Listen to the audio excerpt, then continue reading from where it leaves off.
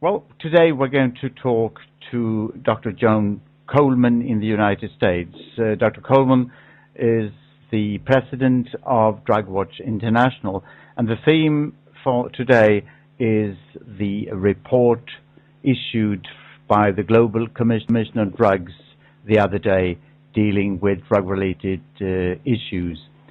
We say welcome to Dr. Coleman. Well, thank you very much, Mr. Peterson. It's a pleasure talking with you and your audience. This report that was published have quite a few suggestions, and many of them leaning towards a more tolerant attitude towards drugs. The proponents of this report talk about the possible regulation and, well, that is legalization of drugs and primarily marijuana. When this report was published, did it get very much attention in the United States? Ironically, it did. It did for a short while. I recall the morning it was published because as I awoke and listened to the news, it was the very first item mentioned on the radio. Whereas usually here in the Washington D.C. area, we get stories about the world events that are very serious, and all of a sudden the news announcer said, Global Commission on Drug Policy today issued a report, et cetera, et cetera, et cetera. So I couldn't wait to get to the computer to bring this up because, frankly, I had never heard of this group. And and throughout the morning, the news and television news as well as radio news reported on this particular report until about early in the afternoon, when the White House put out a statement essentially refuting the findings of the commission and its report and giving statistical evidence to counteract some of the assumptions made in the report by the authors. And at that point, the American media discontinued at least highlighting the story, and it pretty much faded out after that. There were also quite heavy reactions from Russia. The Jill Karlikovsky's counterpart, Mr. Ivanov, said that the conclusions that you find in this report were unacceptable. So obviously it's not only in the United States that authorities are reluctant towards the contents, but also elsewhere. I know that you've read the report. What are your comments to the contents of the report? Well, my very first comment is actually the very first line of the executive summary begins with, "The global war on drugs has failed." Now, that seems to be a mantra used by harm reduction advocates around the world, here in the United States and elsewhere, and people who are essentially advocates of alternate sort of approaches and philosophies to dealing with the seriousness of the drug use and drug abuse in general. And most of what they have to say is based on a belief that that statement is true. They offer very little evidence, very little proof. And when they do offer evidence or indications that would support that statement, oftentimes they refer to statistics that are very broad, very general, and impossible really to solidify or to verify. And so here in the United States, for example, as the White House statement pointed out, the incidence of, or the rate of drug abuse in America is roughly about half of what it was 30 years ago. So what has failed?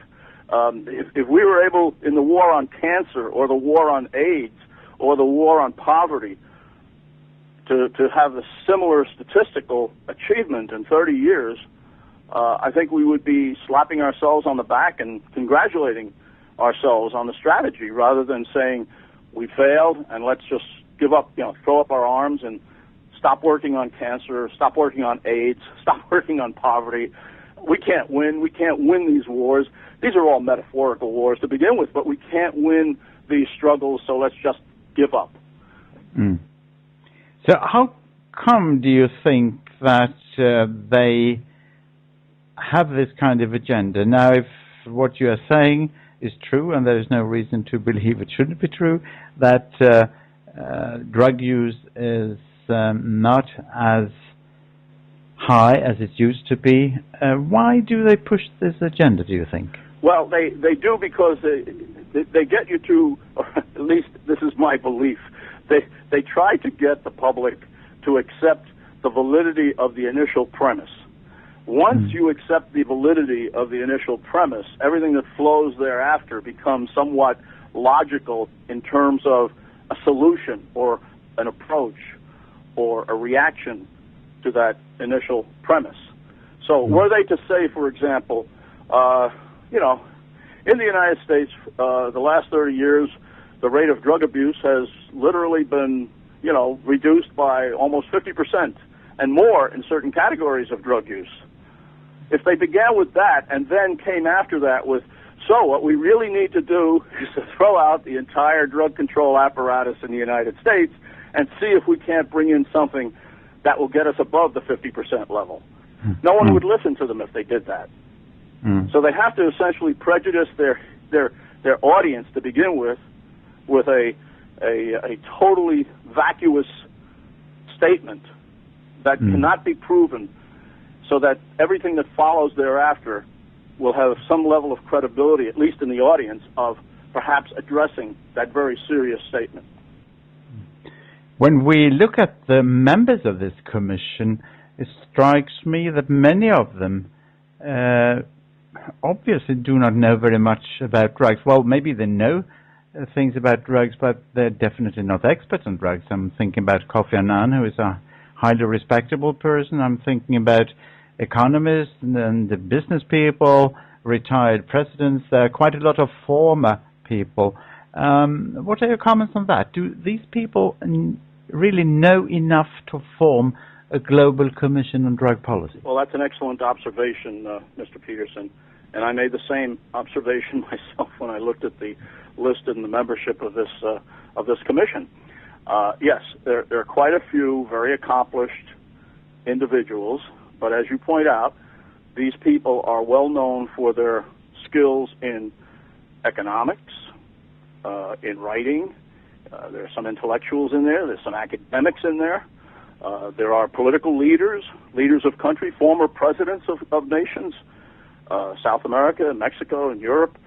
So we have quite a few very accomplished, well-known individuals. But I kept looking and hoping to see somebody with experience in international drug control, and even if it were only in the area of health and treatment, that might be better. We have very few people. Now, that's not to say that some of these world leaders don't have an understanding, at least of some of the issues involved, but there was really nobody on the list of commissioners that I saw who actually had technical skills in the areas about which they were making these, recommendations.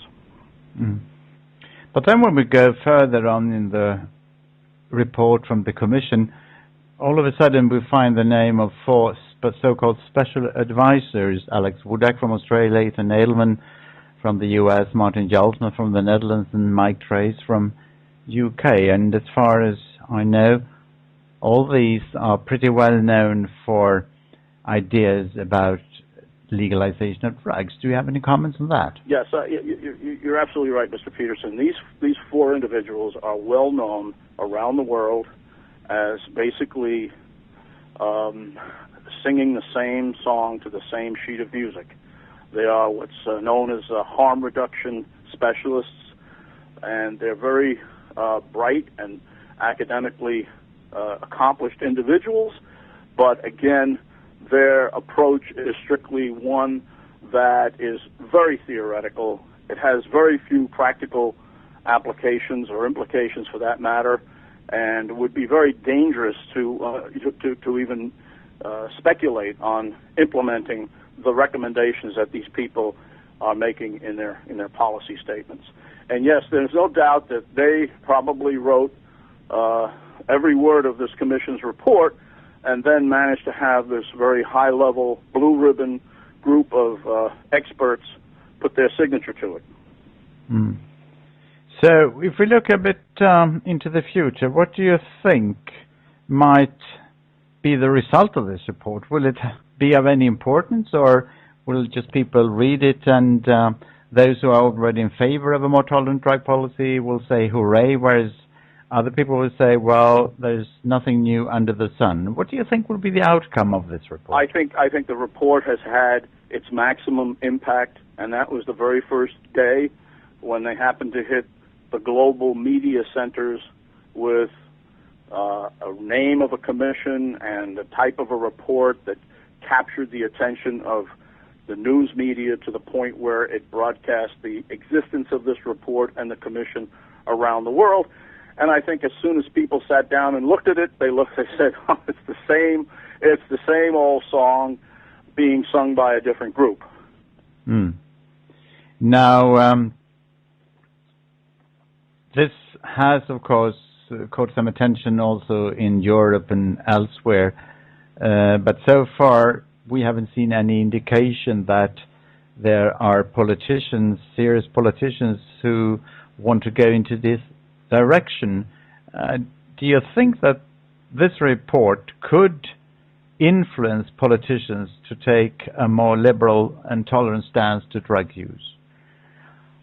I don't particularly, I can't speak for, obviously, the European nations, and I can't speak for any place. In fact, I can't even speak for the United States, but I will say that my best impression of the influence of this report will be, it will just go on the shelf with, a dozen or two other reports of similar genre that will be, pretty much ignored by most policymakers because it's not practical. It just simply is not a practical approach.